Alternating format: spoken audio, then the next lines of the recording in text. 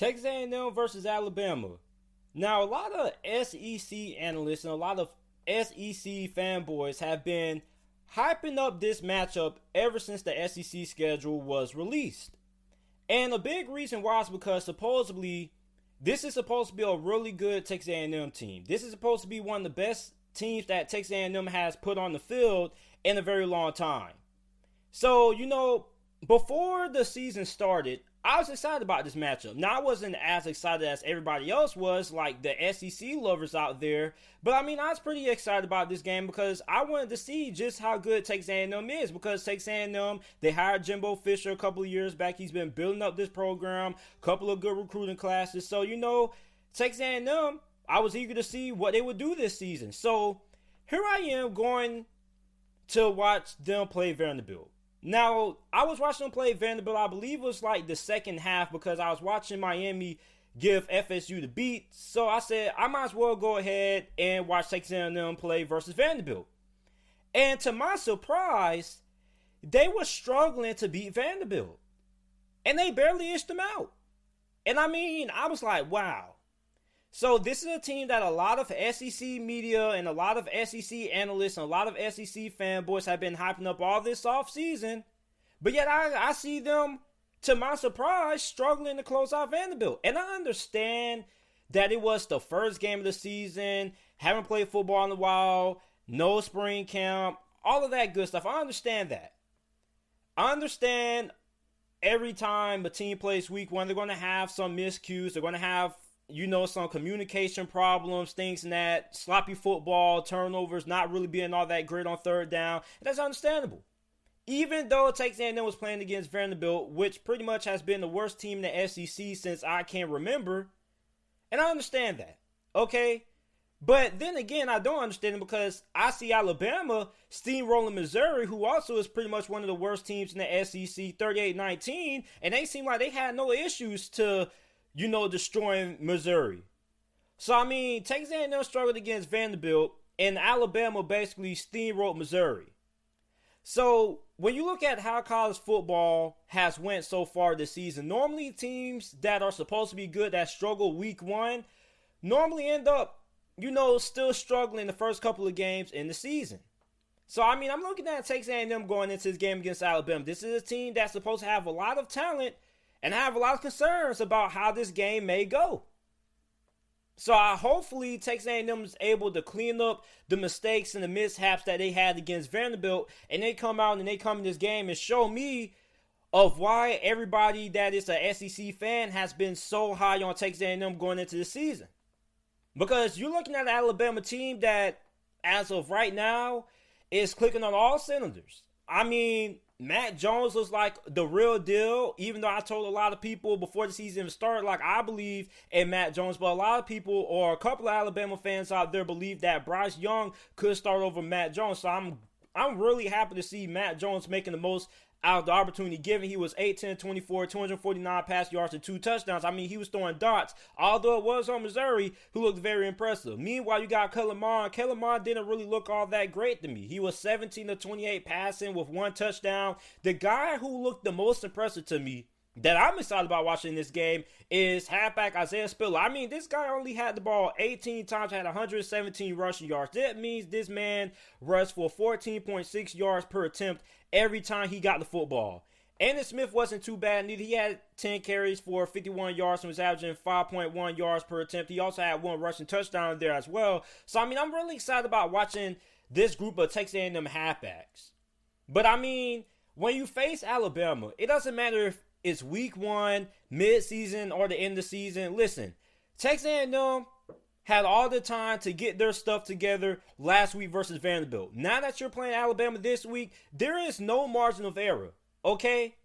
You're looking at an Alabama team right now that's fully healthy. At least we think they're fully healthy as of right now. The defense looks really good. A big reason why Alabama's defense wasn't great last year was because they had a lot of injuries.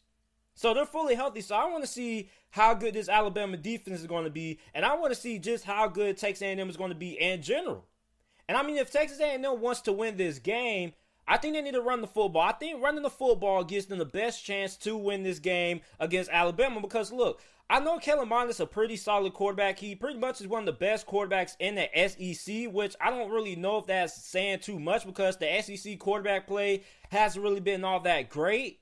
And there isn't really a lot of known commodities at the quarterback position in the SEC this season so far. But I mean, Kellen Mond's supposed to be one of the best in this conference. So the thing about Kellen Mond is that he doesn't really have a lot of consistency. Sometimes during games he can get really hot, and sometimes during games he can get really cold. So, I mean, if Texas A&M wants to beat Alabama, it's all going to come down to, at the end of the day, how well Kellen Mond performs in this game. Is he going to be the guy to get it done? Because, look, when you look at teams that beat Alabama, not just every team just walks up in here. Doesn't matter how good of a team you have and just beats Alabama. The teams that beat Alabama had the most success against Alabama are the teams that have good quarterback play. So at the end of the day, Kellen Mond is going to have to be the man. Doesn't matter how well Texas A&M is going to be running the football. Kellen Mond has to step up. So, I mean, this is supposed to be one of the most talented teams in the SEC, one of the best teams that Texas A&M has put on the field in a very long time. So, I mean, I want to see that.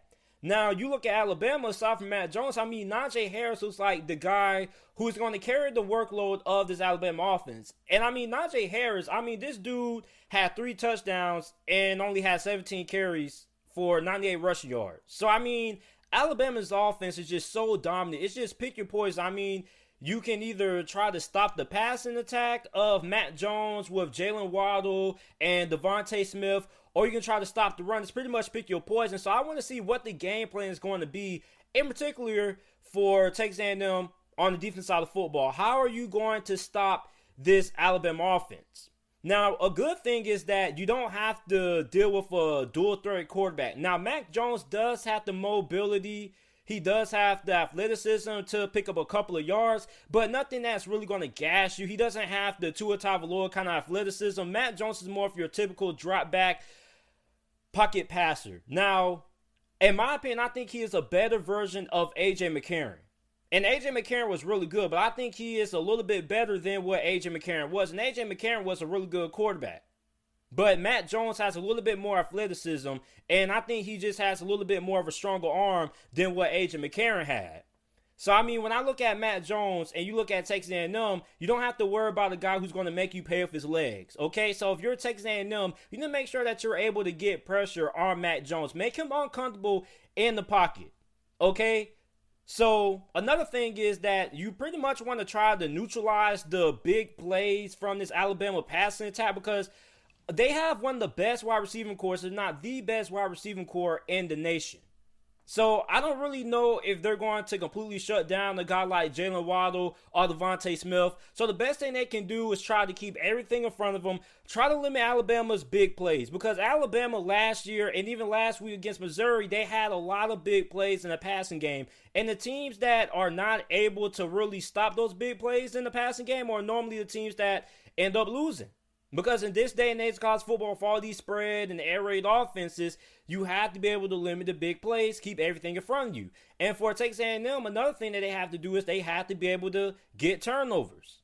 If you're able to get turnovers and you're able to get the ball back to your offense, and you're able to capitalize that, that's another key to victory when it comes to beating Alabama. The teams that have had success beating Alabama in the past have been the teams that were able to generate turnovers. A good example of that last year was Auburn. Nobody expected Auburn to beat Alabama. But the reason why was because they had 2 turnovers that ended up being 2 pick sixes, and that's a large reason why Auburn won this game. And for Alabama, I think the biggest key they need to do is not turn the football over, and also make sure that you're able to stop that rushing attack for Texas A&M. Because I'm going to be honest, I wasn't all that thrilled with what I saw from Kellen Mond in that Texas A&M passing game last week against Vanderbilt. And this is early on in the season. So, I mean, Texas A&M has a lot of issues and a lot of red flags going into week 2 of this SEC season that I'm really concerned about, which is why I'm taking Alabama to win this game. And I think Alabama wins this game pretty convincingly. I think Alabama wins this game 35-20 is my final score prediction in this game. And I know a lot of Texas A&M fans are going to be unhappy about that, but I'm going to be honest, you struggled against Vanderbilt. And I understand, like I said earlier, everybody's going to say, oh, JT, was week 1. Everybody struggled week 1. I wouldn't say everybody. A couple of teams struggled week 1, but I didn't see Alabama struggle against Missouri. The game was pretty much over by halftime. So, I mean, Texas A&M right now, it's just way too early for me to have faith in them going on the road to pull off the upset. Like, a team that I would have confidence in pulling off the upset is a team that has to have a great showing week one, okay? Teams that normally have struggled week one so far this college football season haven't really failed all that well this season. So, I mean, I got to take Alabama to win this game. 35-20 is going to be my final score prediction in this game. I just can't trust Texas A&M. Too many red flags, and I don't think they're going to be able to get all those issues that they had in Vanderbilt taken care of this week. So give me Alabama in this one. Now, a game that I'm really excited for is Auburn versus Georgia. Now, when you look at Auburn last week, they defeated Kentucky 29-13. And my takeaway from that game, what I was really impressed was with the performance of Bo Nix. Now, Bo Nix last year, if you were subscribed to my channel, you would know that I was heavily critical of Bo Nix. I didn't really see all the hype around Bo Nix, okay? I'm be honest with you. I didn't think Bo Nix was all that impressive to me. He didn't really blow me away last year. Now, this season, and the first game that I watched when they played Kentucky last week, I was impressed. Bo Nix still has some room for improvement. Well, a lot of room for improvement at that, because it is week one. Still was a little bit rusty. But, I mean, he looked pretty good. I'm going to have to give it to him. He looked really good. I mean, he threw for 223 passing yards, 3 touchdowns, and also rushed for 34 rushing yards on the ground. And he threw some absolute beautiful balls, especially to wide receiver Seth Williams, who is a monster in his own right. 6 receptions for 112 receiving yards, 2 touchdowns. I think that Seth Williams may be the most underrated wide receiver in the SEC. Because when we talk about some of the best wide receivers in the SEC, we talk about Jalen Waddle or Devontae Smith, but I never hear anybody mention Seth Williams. And then another thing that I was really impressed with Auburn was their halfbacks. Now, I know their halfbacks didn't really have the most impressive game from a stat standpoint, but I mean, when they got the ball in their hands, I mean, I really like what I saw. So, I mean, you got Sean Shivers, you got DJ Williams. So, although the stat sheet may not look all that impressive based on last week of what they did against Kentucky, I really like this group of halfbacks that Auburn has this season. And also this offense, they were utilizing the quick passing game. They were getting the ball a lot quick. They were giving Bo Nix easy throws. And Bo Nix is at his best, in my opinion, is when he's in the pocket and has time to throw. I actually think that Bo Nix plays his worst football when he's running outside the pocket, trying to keep plays alive or trying to throw the ball, running outside the pocket and things like that. I think he is better when he's throwing inside the pocket, because he just makes too many mistakes when he's outside of the pocket. So, I mean, I think he's a little bit better throwing the ball in the pocket versus being outside of the pocket. And when you look at Georgia's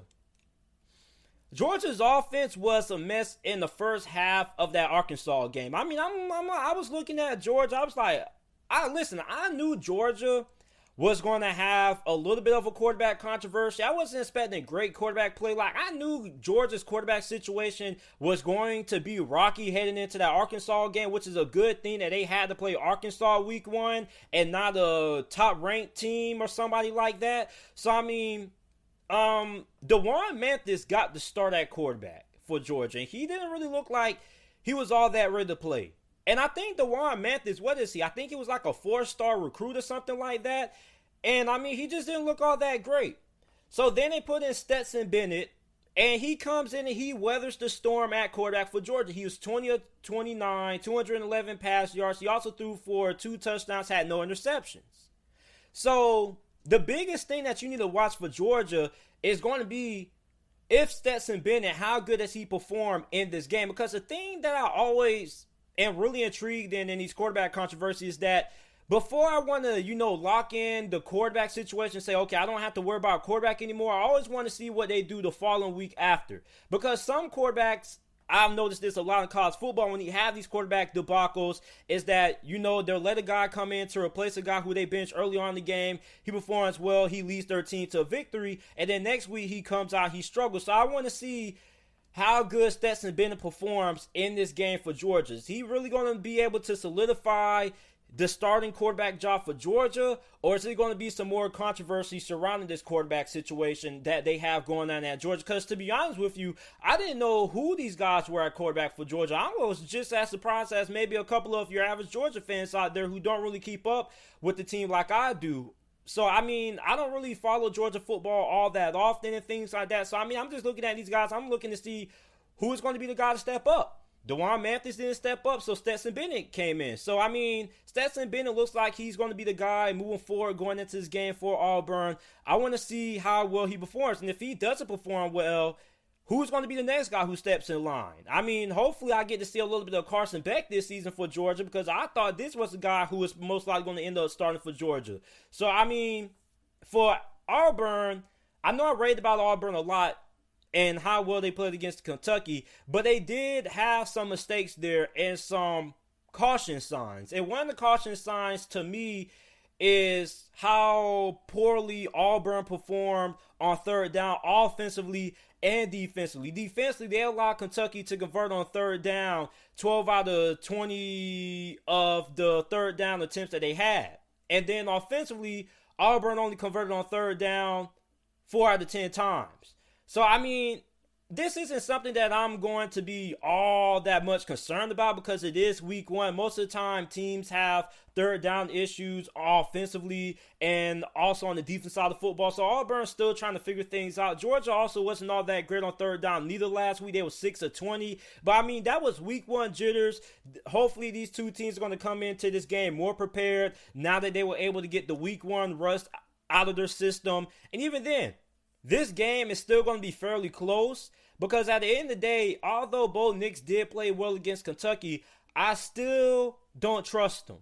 Okay? I'm not a guy who just builds trust easily just because a player performs or has a good game on week one. I got to see consistency. I need to see Bo Nix consistently play well for me to completely buy into him. So as of right now, Bo Nix still has a lot to prove, at least in my opinion. I know Auburn fans go like, dang, man, you're still hating on Bo Nix. I'm not hating on Bo Nix. I'm just saying I want to see what Bo Nix does against one of the best defenses in college football.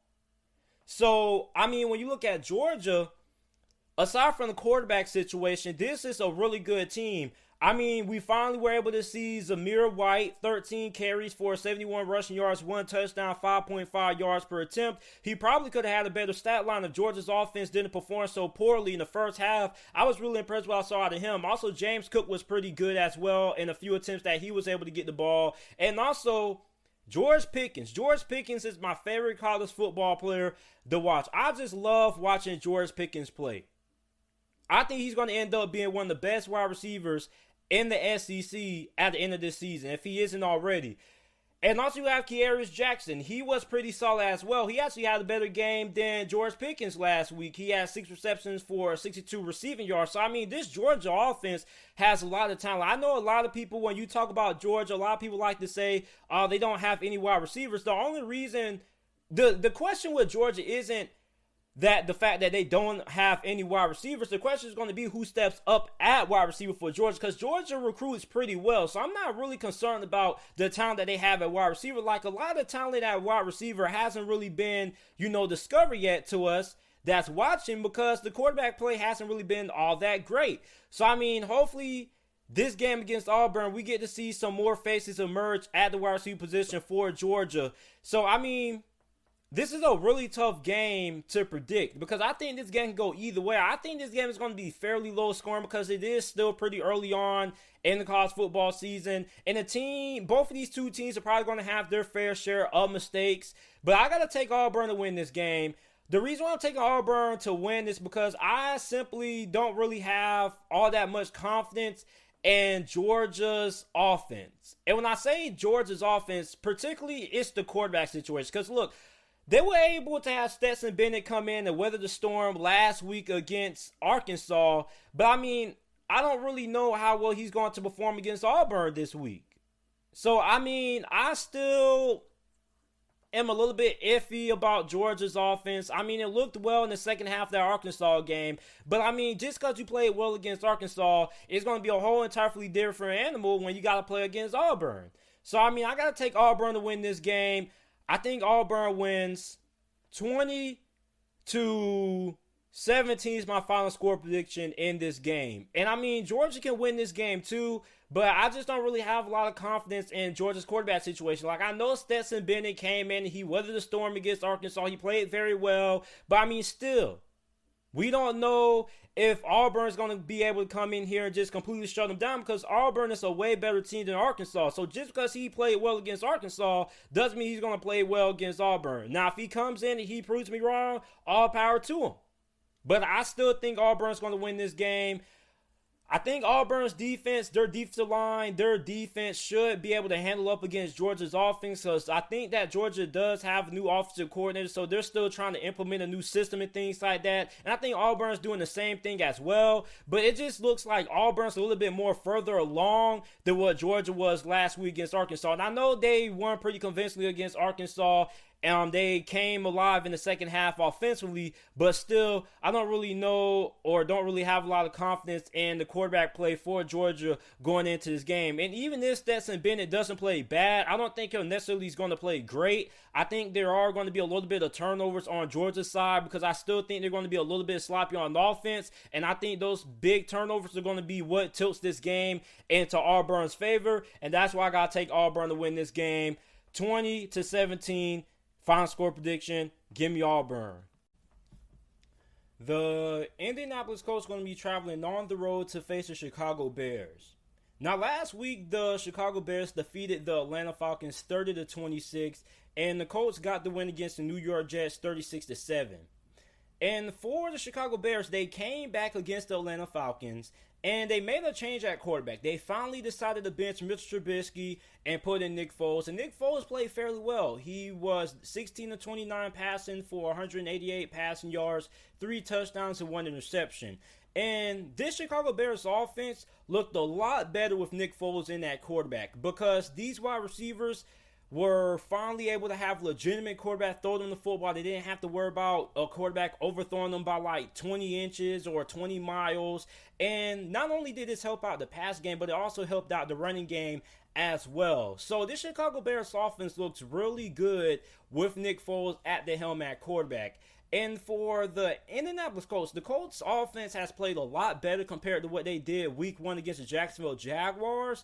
And a big reason for that is because they are putting a big emphasis on running the football. As of right now, the Colts are 8th in the NFL in rushing attempts per game with 31. So the Colts, like I said a couple of weeks ago, for the Colts to win games, they have to run the football and only rely on Phillip Rivers to throw the football when he has to. Because when you allow Phillip Rivers to throw the ball more than 30 or 40 times, you're in for a disaster, because Phillip Rivers, if you ask him to throw the ball over 30 times, he's most likely going to have at least 2 interceptions. So, I mean, you need to keep the ball out of Phillip Rivers' hands, only ask him to throw the football in certain passing situations, and try to run the football. And when you look at the Chicago Bears, this is a very favorable matchup for the Indianapolis Colts, because this is a Bears defense that gave up 144 rushing yards to the Atlanta Falcons. And the Atlanta Falcons aren't really known for running the football. As a matter of fact, they may be one of the worst rushing football teams in the National Football League, not because they don't have the talent at halfback, but simply for the fact that they just refuse to run the football because they are a pass-heavy team. So when you look at the Chicago Bears giving up 144 rushing yards to the Atlanta Falcons, this should be a favorable matchup for this Indianapolis Colts offense going against the Chicago Bears defense, which the strength of this Bears defense is their ability to stop the pass, but they haven't really been all that great this season against the run. So my biggest concern is going to be, can the Colts score in the red zone? Because the Chicago Bears have the 3rd best red zone defense in the NFL. They only allow teams to score touchdowns inside the red zone 41% of the time. And if the Chicago Bears are able to take away the run game, that votes well for this Chicago Bears team in general, because the Indianapolis Colts, they don't want to rely on Phillip Rivers to throw the football. And if you're able to take away the run game, especially in the red zone, you're going to have the opportunity to get some turnovers, because Phillip Rivers is a really aggressive quarterback. And inside the red zone, everything is condensed. Like, the amount of plays that you can call gets chopped down, because you know you're only playing like a small portion of the field. Also, it gets really harder to throw the football in the red zone because of the congested passing lane. So when you look at Phillip Rivers is a turnover machine if you allow him to be. So the Indianapolis Colts, when they get inside the red zone, I want to see how much success they're going to have running the football. And if they aren't, is Phillip Rivers going to be able to take care of the football, not just in the red zone, but in this game? Because if the Bears are able to key in on the run and they actually see the weakness of this Colts team, which is basically the only weakness that this Colts offense has, is the lack of depth at the wide receiver position, and the fact that they beat themselves. Week 1 against the Jaguars, the Colts lost that game because they beat themselves offensively by turning the football over. So if you're the Chicago Bears, you want to stop the run game of the Indianapolis Colts and force them to rely on Phillip Rivers to win the game, which Phillip Rivers is capable of winning games time to time, but he does turn the football over, which is why the Colts have put so much emphasis on running the football over the last couple of weeks, ever since their Week 1 debacle to the Jacksonville Jaguars. So if you're the Bears offensively, you started Nick Foles, and Nick Foles is an upgrade from Mitch Trubisky, but one thing that you don't get from Nick Foles that you got from Mitch Trubisky was the mobility. Now, if the pocket breaks down, you're not going to have a quarterback that's going to be able to pick up 6 or 7 yards on the ground.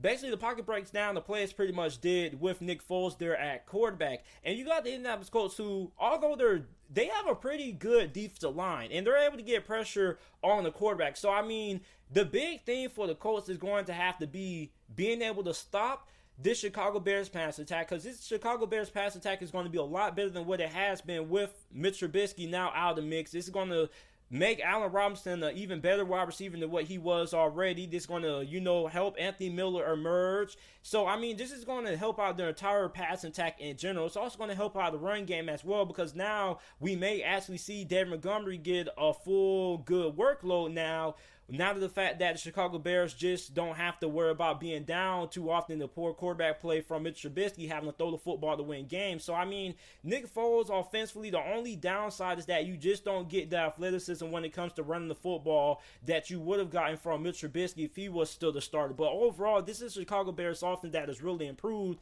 And, I mean, with Nick Foles at quarterback, the passing attack is really good. And you're going against the Indianapolis Colts secondary that isn't great. And I know Colts fans going to be like, man, our secondary is great, man. Did you see what we get against the New York Jets? I mean, okay, your secondary played great against the New York Jets. Do you want a cookie for that? The Jets' offense sucks. I mean, they have no receivers. The offensive line sucks. Sam Darnold isn't all that great. So, I mean, I don't really think that getting 3 interceptions on Sam Darnold is all that much of an accomplishment. I mean, if you want a cookie or you want a round of applause for that, I'll go ahead and give you that. But, I mean, I would like to see your secondary replicate that performance against the New York Jets.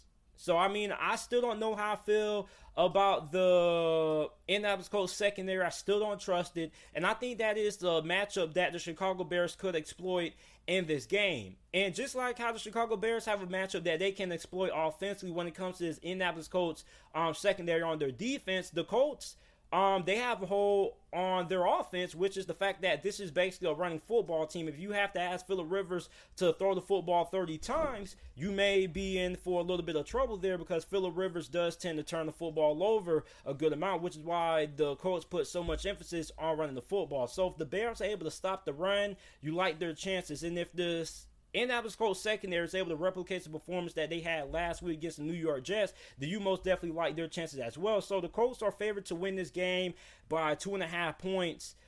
I'm going to take the Bears to win this game. I think this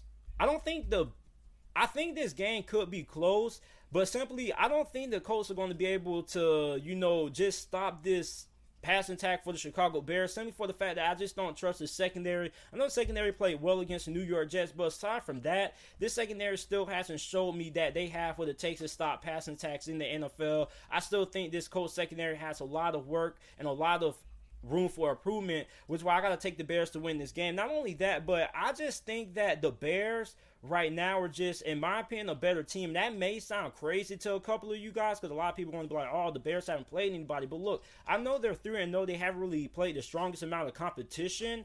But, I mean, you really can't use that as an excuse to say that they're not a good team, because the Chicago Bears still have a pretty solid defense. They're really good against the pass. And I think that they're going to double down, try to force the Indianapolis Colts to throw the football to win the game. And if they're able to do that, that bodes well for them because you're going to have the opportunity to get turnovers, which plays to the strength of the Chicago Bears defense, which is their pass defense. So, I mean, I got to take the Bears to win this game. I just think the Bears right now are a better team than the Indianapolis Colts. And I think they win this game 27-21 is my final score prediction in this game. I think that the Indianapolis Colts are not going to cover. I'm going to take the Chicago Bears to win, and that's my final prediction.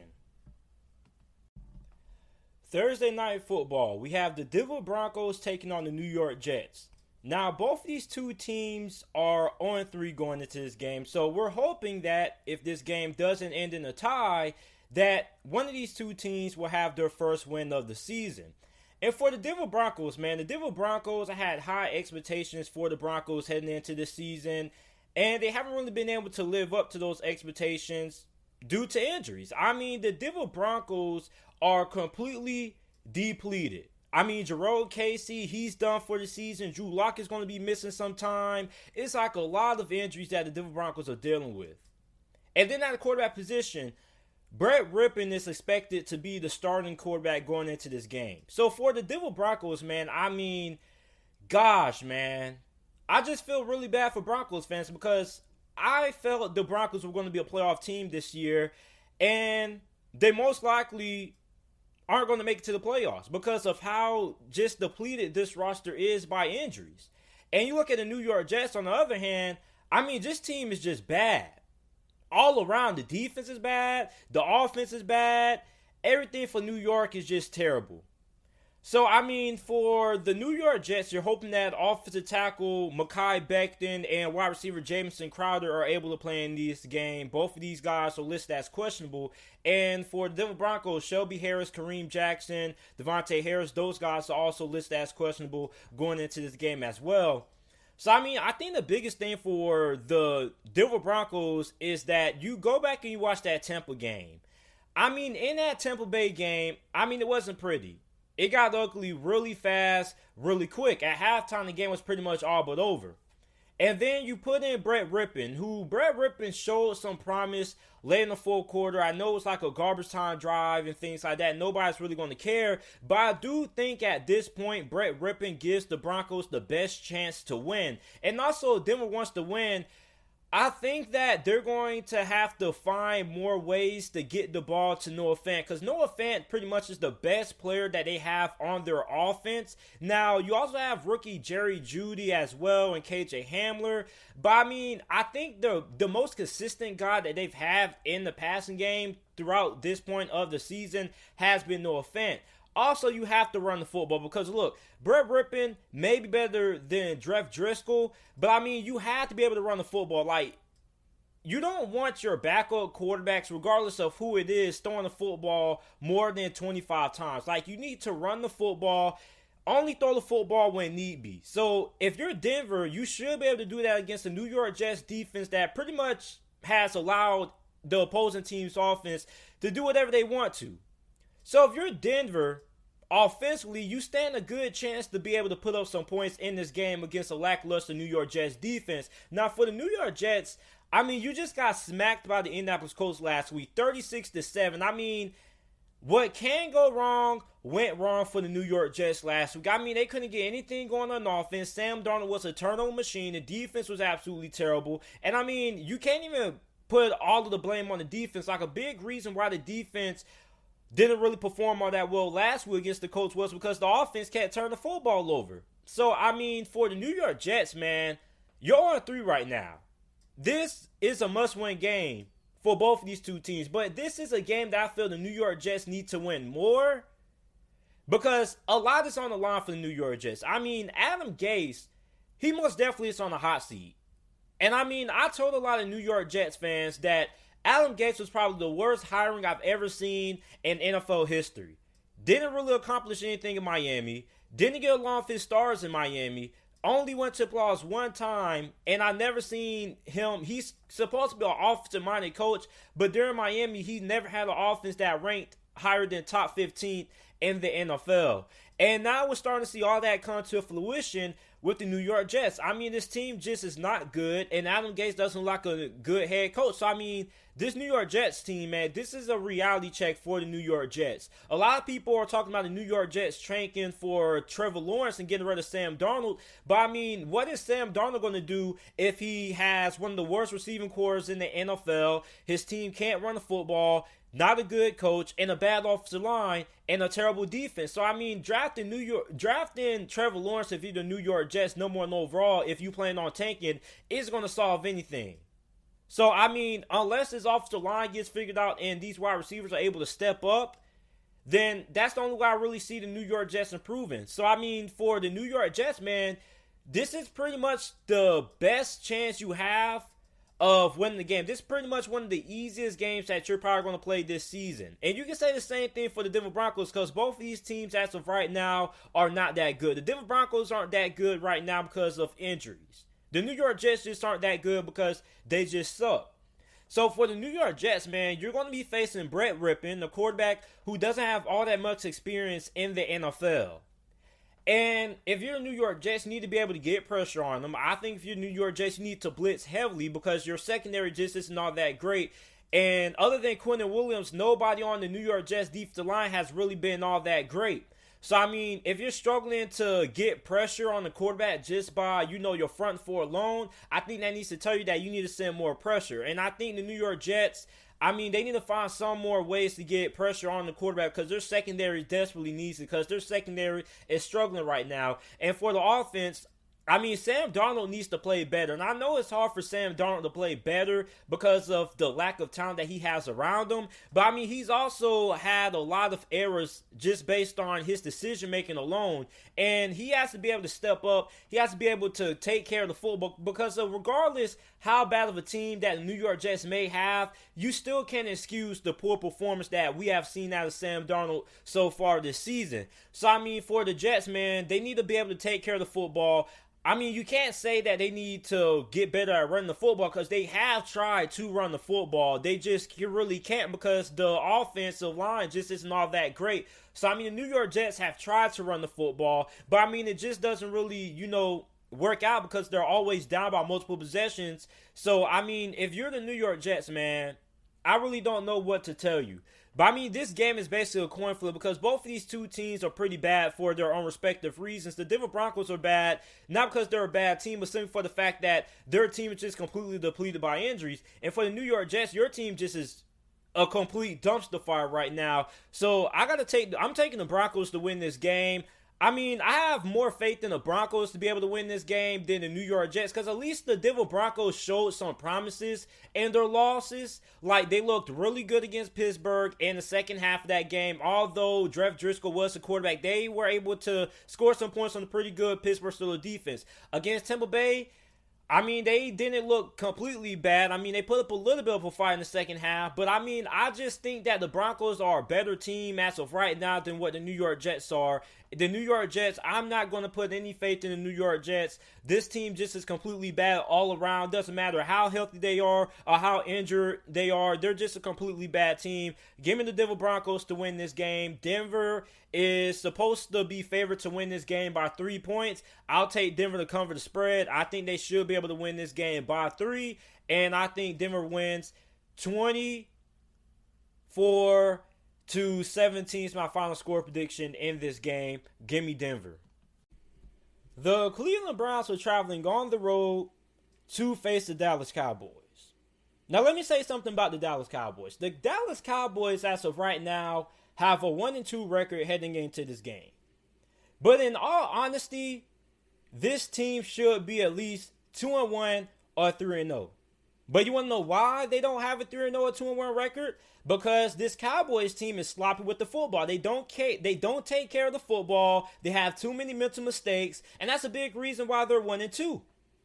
But they are favorites to win this game. They're 4.5-point favorites heading into this game. And a big reason for that is because I think that the odds makers and the guys in Vegas recognize the same thing I do with the Dallas Cowboys. They recognize that the Dallas Cowboys could easily be 3-0 or 2-1 right now. But they don't take care of the football. If the Dallas Cowboys were to play a complete game without turning the football over, they'll most likely win that game.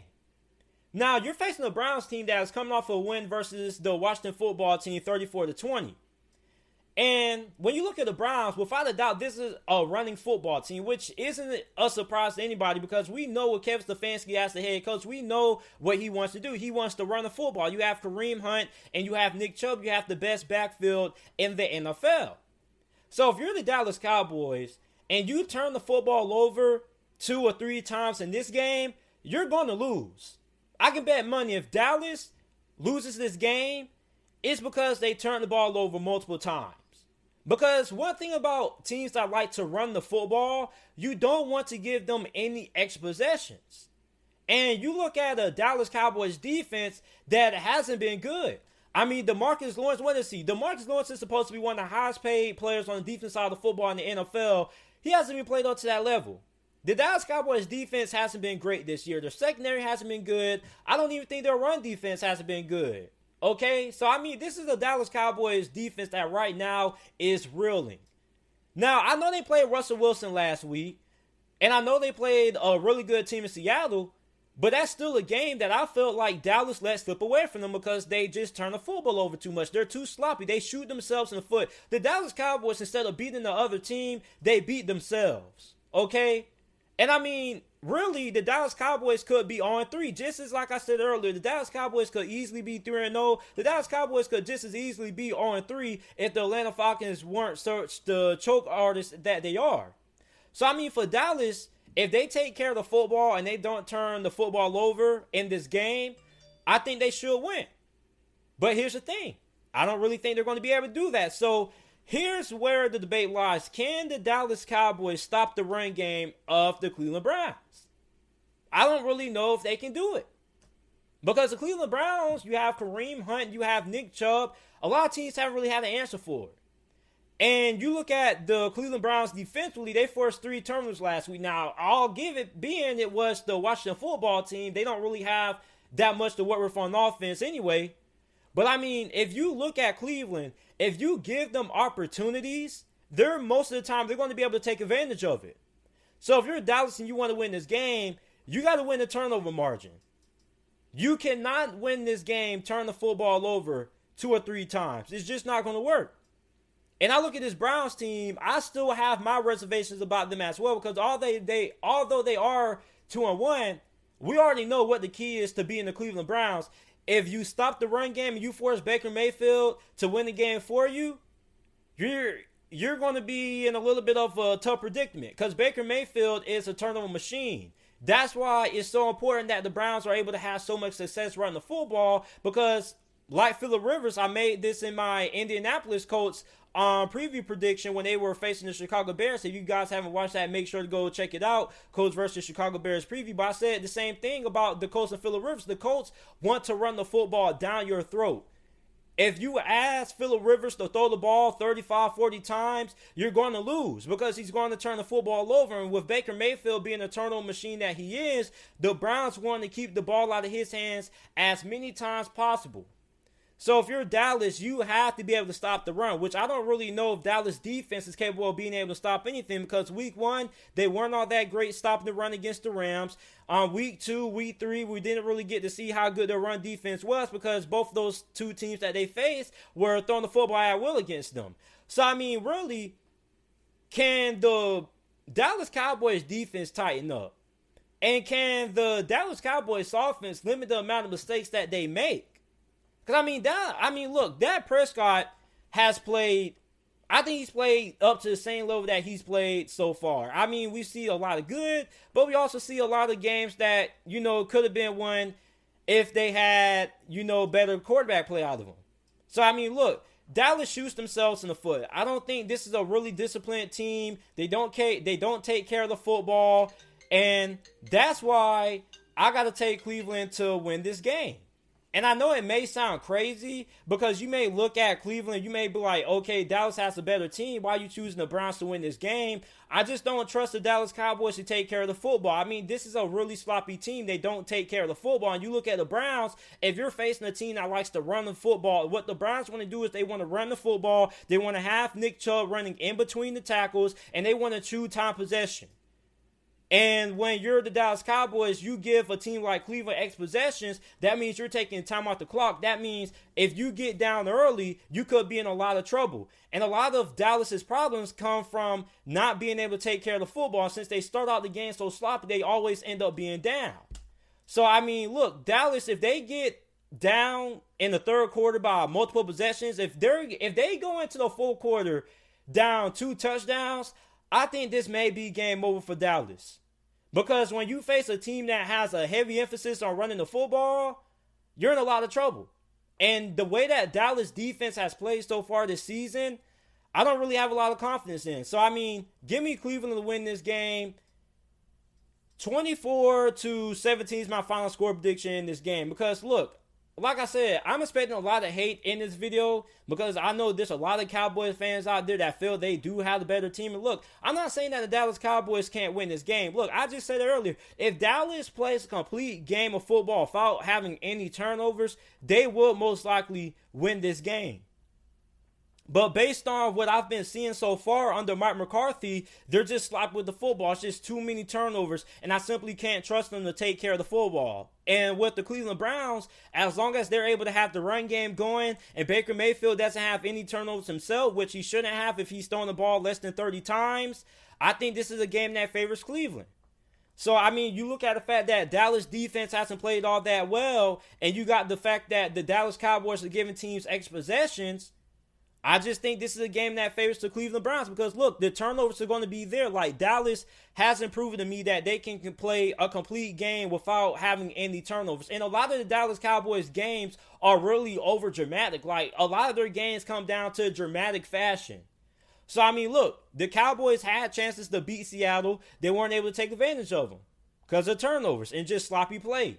So, I mean, look, I'm not saying Dallas can't win this game, but I'm not putting my confidence in Dallas to win this game. I'm going to take Cleveland. Cleveland, they take care of the football. They run the football. I think they played better than the Dallas Cowboys up to this point in the season. I think the Cleveland Browns walk out of this game 3-1, and Dallas Cowboys drop to 1-3 on the season. And even if Dallas loses this game, they're still not out of the playoff picture because their division, the NFC East, is weak. I mean, the Dallas Cowboys could be 1-3 and still make it to the playoffs.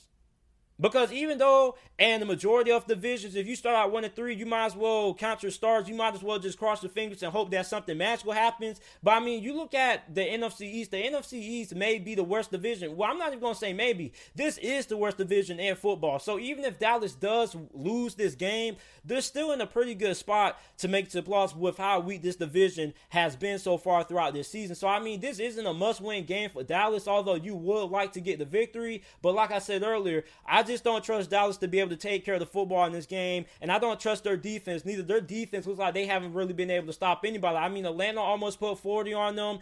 Last week, Seattle basically was able to do whatever they wanted to do. So, I mean, look, I don't trust Dallas defense in this game. I'm going to take the Browns to win. Give me the Browns to win. 24-17, my final score prediction in this game. The Jacksonville Jaguars are going on the road to face the Cincinnati Bengals. And for the Jacksonville Jaguars, they were defeated by the Miami Dolphins on Thursday Night Football last week, 31-13. And the Jaguars over the last couple of weeks have really let me down, man. I mean, their performance last week against the Miami Dolphins was simply disappointing.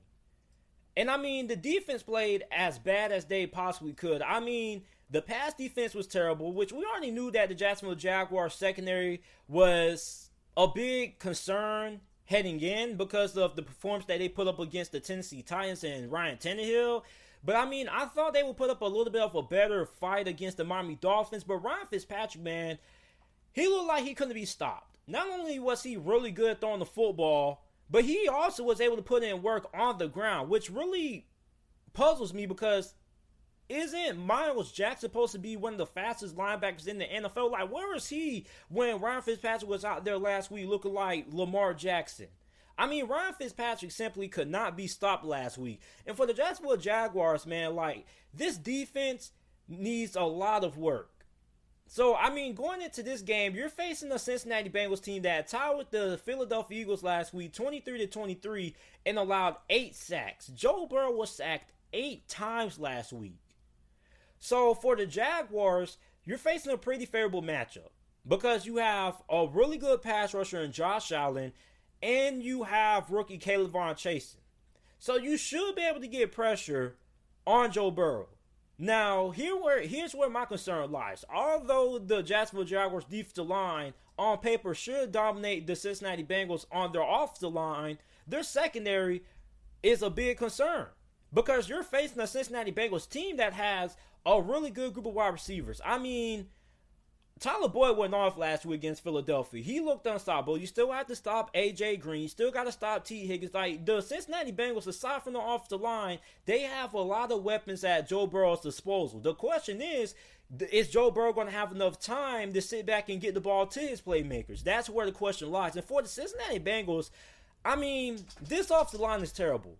This offensive line has even exceeded my expectations for how bad they could possibly play this season. Like, look, I knew this Cincinnati Bengals offensive line was going to be bad, but I didn't know they were going to be giving up 8 sacks. I mean, Joe Burrow went viral last week for the wrong reason. He went viral because he got smacked by one of the defensive linemen for the Philadelphia Eagles. And I mean, the Cincinnati Bengals, man, like, they're playing a really dangerous game with Joe Burrow. Like, one of the biggest lessons when it comes to business is protecting your investment. And the Cincinnati Bengals, as of right now, it doesn't look like they're trying to protect their investment. Joe Burrow is basically running for his life back there. He's getting smacked around and thrown around like a rag doll. And I mean, the Bengals off the line is just absolutely terrible. Don't even get me started on Bobby Hart. Somebody for the life of me tell me why Bobby Hart hasn't been benched yet. I mean, the Cincinnati Bengals off the line could improve drastically if they bench Bobby Hart. Like, I could go out there and do what Bobby Hart does. I mean, Bobby Hart is a big concern for this Cincinnati Bengals offensive line. I mean, I don't know if they just don't have anybody who can replace him or anything like that, but they need to do something to protect Joe Burrow. Because if not only is this going to be a long afternoon for Joe Burrow because you're facing Josh Allen and a really good Jacksonville Jaguars defensive line that should be able to get pressure on Joe Burrow in this game, but I mean, also on the defense side of the football, the Cincinnati Bengals still can't stop the run. And you're looking at Jacksonville Jaguars that, with rookie James Robinson, who is second behind Joe Burrow in the Rookie of the Year race, he's really good. So these Cincinnati Bengals linebackers aren't really all that great against the run. And you're facing a Jacksonville Jaguars team that they want to run the football. Not only that, but this Cincinnati Bengals secondary, I still have my concerns about as well. Besides from the safety position with Jesse Bates and Von Bell, this Cincinnati Bengals defense is not that great. Now, the defensive line is really good. You got Sam Hubbard, you got Carlos Dunlap, so the defensive line is really good. But I mean, other than that, the defensive line in the safety position, this defense has a lot of room for improvement. And I mean, if the Bengals want to win this game, you have to be able to stop the running game of the Jacksonville Jaguars because James Robinson has been really good. And also, you got Gardner Minshew. Now, Gardner Minshew has to bounce back in this game because he didn't really play all that great against the Miami Dolphins. DJ Chark didn't play. Hopefully, DJ Chark can play in this game against the Cincinnati Bengals because they're going to need him. And for the Jacksonville Jaguars, I think they have a really good chance of winning this game because you're looking at the Bengals offense. Although your secondary has struggled, you should be able to match the Cincinnati Bengals point for point if this game ends up going into a shootout territory. So, I mean, I think both of these teams are pretty much going to end up putting up 30 points on each other or maybe more because both of these two teams' defenses aren't really great. I mean, the Bengals, they were able to get a couple of turnovers on the Philadelphia Eagles, but I mean, I just want to give that to Carson Wentz. I just don't think Carson Wentz has played all that great. Meanwhile, Gardner Minshew, aside from his poor performance last week against the Miami Dolphins, he's played pretty well this season. So, I mean, the Jacksonville Jaguars and the Cincinnati Bengals, this is a really tough game to decide because the Cincinnati Bengals, it just looks like they just find ways to lose games. I mean, they should have won against the LA Chargers week 1. They lost that game. Okay, week 2, they lost pretty convincingly against the Cleveland Browns. But even then, that's a game that they could have won. And then last week, week 3, you tie with the Philadelphia Eagles. You might as well consider that a loss because you didn't win the game. You don't play the game to tie, you play the game to win. And the fact that this offensive line has played so poorly is why I got to take Jacksonville to win this game because I simply don't think that the Cincinnati Bengals are going to give Joe Burrow enough time to throw the football because you're facing a pretty good pass rush. You got Josh Allen, who was a Pro Bowl last year, and you also got rookie Caleb Von Chasen, who has been fairly impressive so far. So, I mean, I don't really think this Cincinnati Bengals defense is going to be able to stop the Jacksonville Jaguars rushing attack because of how bad these linebackers have been against the run this year. And James Robinson, like I said, has been the second best rookie in the NFL behind Joe Burrow. So I think that the Jaguars are going to win this game. 35-31 is my final score prediction in this game. And look, the Bengals have a chance to win this game too because the Jacksonville Jaguars defense hasn't really played all that great. But I just think this is going to be a game that comes down to whoever has the ball in their hands last.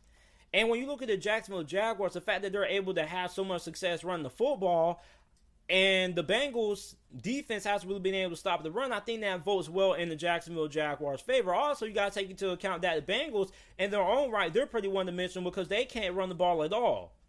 Not only is their offensive line bad at pass blocking, but their offensive line also isn't all that great when it comes to run blocking as well. So I just think this is a matchup that the Jaguars should win. And I believe that Vegas has the Bengals favored to win this game by 3 points. And if Vegas has the Bengals favored to win this game by 3 points, I think the reason for that is because the Bengals basically have beaten themselves. Like week 1, they should have beaten the Chargers. Okay, the field goal kicker missed the game time field goal and things like that. So I think a reason why Vegas has the Bengals favored to win this game by 3 points is because of how close the Bengals have been in winning their previous 3 matchups. But ultimately, I think that the Jacksonville Jaguars are going to end up defeating the Cincinnati Bengals because I just think that the Bengals are just too one-dimensional on offense. You got Josh Allen. I think he could be in for a big game. I also think Kayvon Chase could have a big game as well.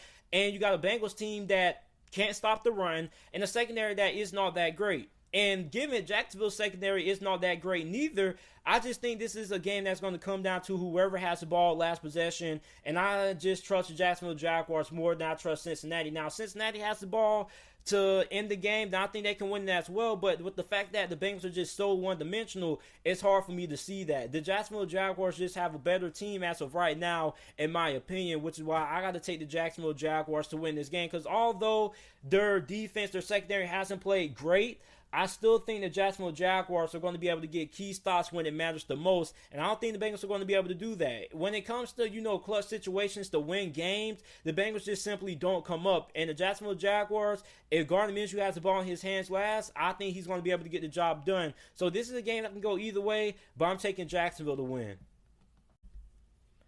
The Baltimore Ravens are traveling on the road to face the Washington football team. Now, I know a lot of you Ravens fans aren't going to want to hear about what happened Monday night, but we have to talk about it. If I had to use one word to sum up what happened to the Ravens on Monday night against Kansas City, I would have to use the word domination. Because that's what happened. The Baltimore Ravens just got completely dominated. And look, I was just as surprised as a lot of you Ravens fans watching what happened Monday night. Because I had Baltimore winning that game because Kansas City, prior to that game against Baltimore, wasn't really all that great against the run. I thought that would be a game that would favor Baltimore.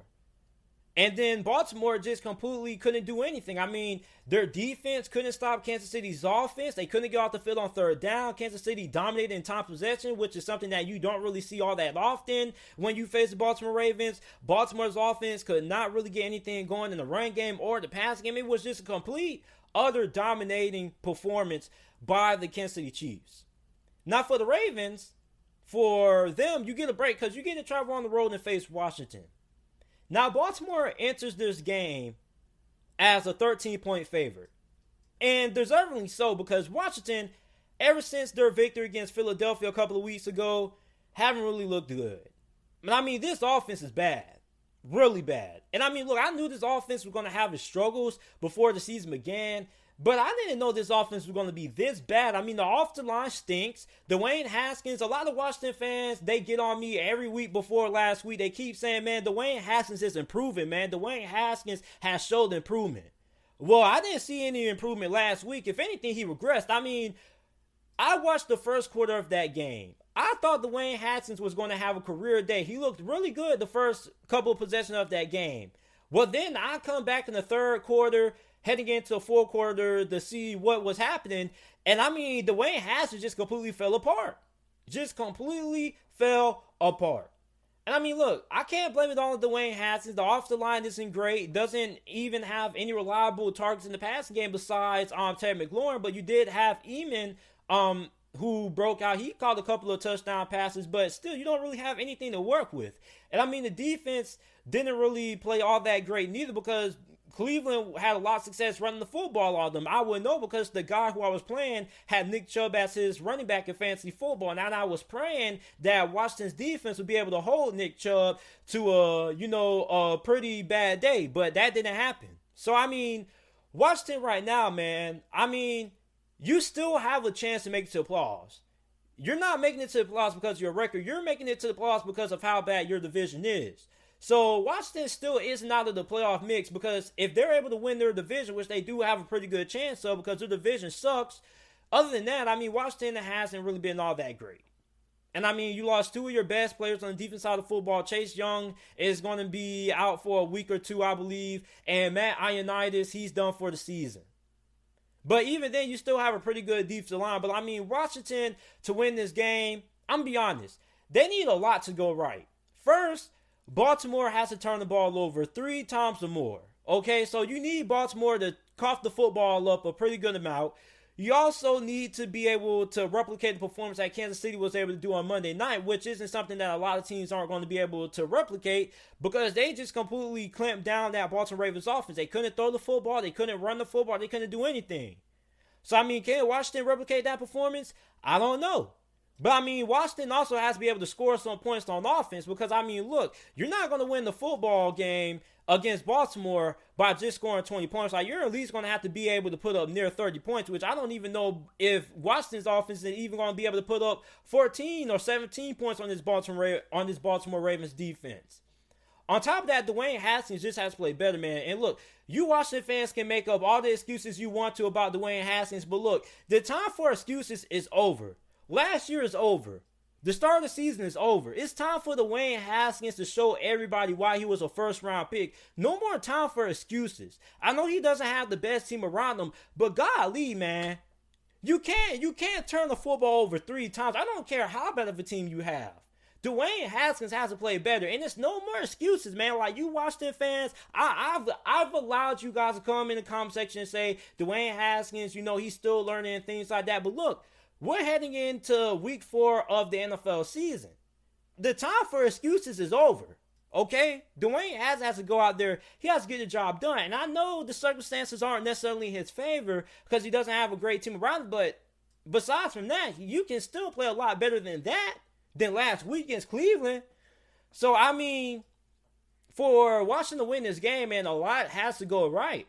A lot. They have to be able to convert on 3rd down. They have to run the football because, listen, I don't think Washington is going to be able to scare Baltimore secondary by throwing the football at all, because aside from Terry McLaurin, you don't really have any reliable options. And if you think Dante Eman is going to be an option based on what happened last week from one game, you're sadly mistaken. One game doesn't make you a superstar. Get what I'm saying? That's like winning one fight and claim yourself as a good fighter, even though you just won one fight. So, I mean, Dante Eman, I don't even know if he's even a reliable option. Maybe he just had one game. That's what I'm believing. But, I mean, Washington, they need to be able to have success running the football, which is really hard to see because they haven't really been good running the football at all. I don't even think they've amassed 100 yards rushing as a team so far this season. I don't believe. Then Dwayne Haskins has to play out of his mind. He has to play the best game of his entire career.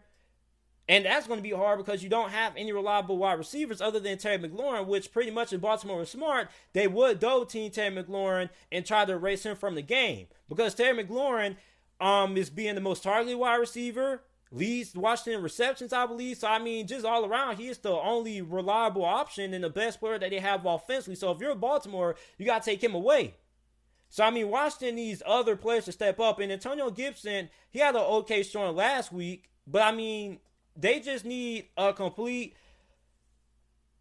great performance if they want to win this game. So, I mean, I'm taking Baltimore to win. I don't think that should be anybody's surprise. Washington fans shouldn't be on here being upset or anything about that because, look, the people in Vegas have Baltimore winning this game by double digits, by 2 touchdowns or more. And you don't really see in the NFL, you may see this a lot of college football, but you don't really see a lot of teams heading into games as double-digit favorites to win. You just don't really see that a lot in the NFL because games are so close. But I mean, the people in Vegas see it. They don't think Washington's a good football team. And I mean, I thought Washington was going to be a fairly good team this season. I wasn't expecting them to make it to the playoffs or anything like that. But with how weak the division was, I felt they had a good chance to surprise a lot of people and make a push for the playoffs. But I mean, so far, aside from that victory against Philadelphia, this team hasn't really been all that great. So, I mean, give me Baltimore. I think Baltimore wins this game pretty convincingly. I'll take Baltimore to win 31-17 is my final score prediction in this game. And, I mean, look, if Washington wants to win this game, they got to play absolutely lights out. And I just don't think that's going to happen, man. Like, Dwayne Haskins has to play better, and that's hard because he doesn't have a good offensive line and doesn't really have a lot of playmakers. They can't run the football successfully. So, I mean, this is just a game that's going to favor Baltimore. If you're somebody who likes to bet against the spread, I'll take Baltimore to cover that 13 points because the way Washington has played offensively, I don't really think they're going to be able to really do anything against Baltimore. And Washington's defense may keep them in this game a little bit because of how good their defensive line is, despite the fact that they lost Chase Young and Ioannidis. But other than that, man, I just don't really see Washington putting up all that much of a fight in this game. I'll be really surprised if Washington is able to keep this game within 10 points. So I'll take Baltimore to cover that 13 points if you're somebody who likes to bet against the spread and bet. So I'll take Ravens. The New Orleans Saints are heading on the road to take on the Detroit Lions. Now, I think this is one of the most important games being played this week. And here's why. Both these two teams are 1-2. Whoever wins this game is going to have their record at 500. And whoever loses this game is going to be 1-3. And you don't want to start the season out 1-3. So when you look at the Detroit Lions, they basically played their best game of the year so far against the Arizona Cardinals, beating them 26-23.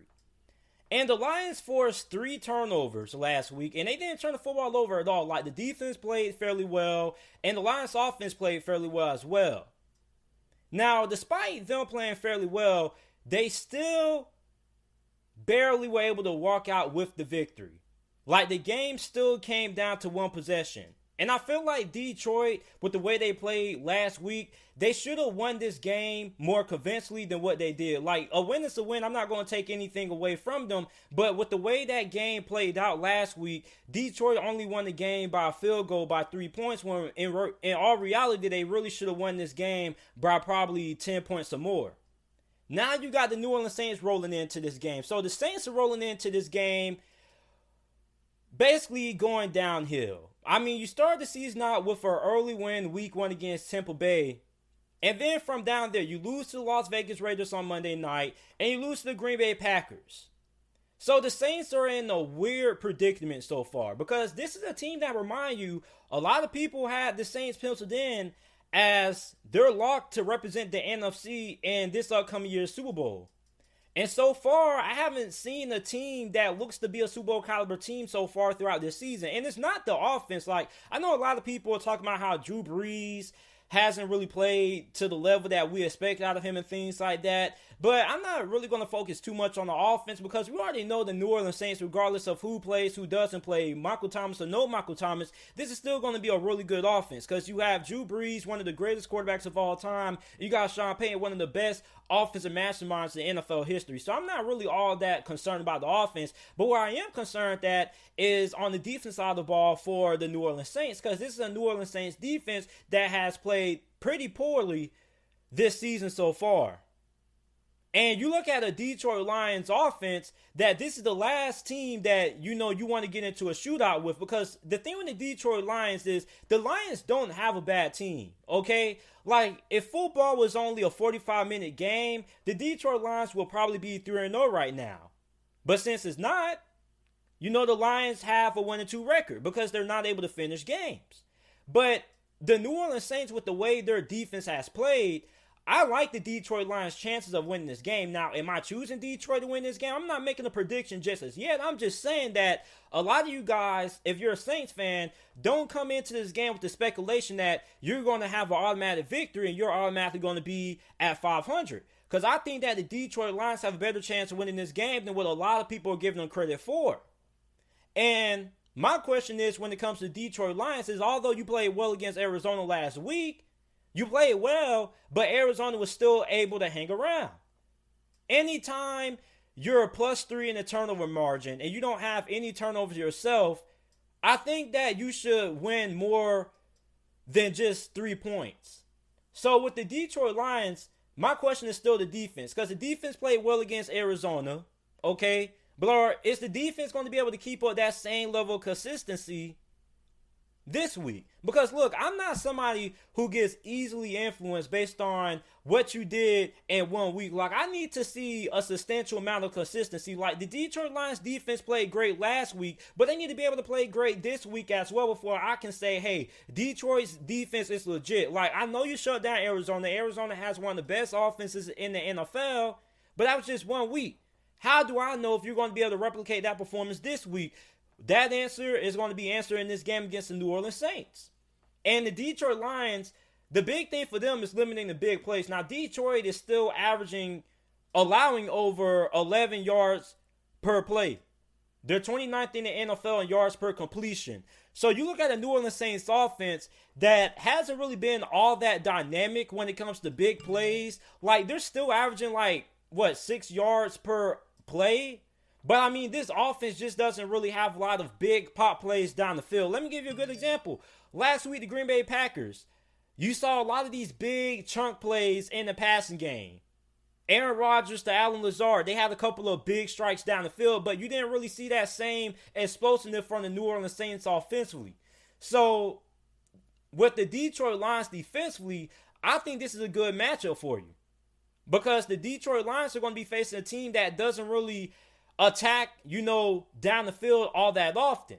And that bodes well for their defense, because their defense is still allowing over 11 yards per attempt when teams throw the football. So, I mean, I want to see how good Detroit's defense is going to be this week against the New Orleans Saints, a team that is really methodical this year in their offensive approach. I'll say that, because the Saints don't really take a lot of shots downfield, and that's what a lot of people complain about when it comes to the New Orleans Saints offense. And when it comes to Drew Brees, they don't really throw the ball down the field all that often. So if you're Detroit, are you going to be able to take away the short, intermediate passing plays from the New Orleans Saints, and you're going to force them to throw the football downfield? I don't know. I want to see what the game plan is going to be. But all in all, I'm still going to roll with the Saints to pull out the victory 27-24. And I think the Detroit Lions have a good chance of winning this game. Like, I think a lot of people aren't really giving the Detroit Lions credit they deserve. Like, I know they're a 1-2 team. Like, they could have easily been 1-3 right now. Or 0-3, right now. But, I mean, the thing with the Detroit Lions is just the fact that they have a good team. And I think this is where the misconception with Detroit lies. Like, Detroit isn't as bad as what their record may indicate. Because Detroit, let me remind you, could easily be 2-1 right now. I mean, aside from that Green Bay game when they basically got ran out of the stadium, aside from that, this is a team that really, in all honesty, lose games because they can't really close out in the fourth quarter. So this is a Detroit Lions team that, to their credit, is a lot better than what you Saints fans may be expecting. So if you're a Saints fan, I'm not saying that you're not going to win this game. I'm just saying that, keep a level head, because me, in all honesty, I wouldn't be surprised if Detroit is able to pull off the upset and win this game against the New Orleans Saints, because I don't think a lot of people are giving the Lions the credit they deserve. Like, this is a solid football team from a talent standpoint. They just can't close out games. So, I mean, the Detroit Lions, they're coming into this game with all the momentum right now, and the New Orleans Saints right now, they're on a 2-game losing streak. So, I mean, one of these two teams, at the end of the day, they're going to end up walking out this game with a 1-3 record, and somebody's going to end up walking out this game at 2-2. Me, I think it's going to be New Orleans. I think New Orleans is still going to be able to pull out the victory. And like I said, I think this is a game that could go either way. Maybe I'm a little bit higher on Detroit heading into this game than a lot of other people am. But, I mean, I still think the Saints should be able to pull out this victory here. I think this Saints defense should be able to make a stand. If not, I trust that the New Orleans Saints will be able to win the game with the ball in their hands last. And that's what I think this game is going to come down to. I think this game is going to come down to whichever team gets the ball last offensively. Because, listen, I don't trust New Orleans defense to get a stop to win the game. And I most definitely don't trust the Detroit Lions defense to get a game-winning stop to win the game. I don't care how good they play against Arizona. You get what I'm saying? So, I mean, I, in all honesty, think this is a game that's going to be decided by who has the ball in their hands last. And me personally, I think it's going to end up being the Saints.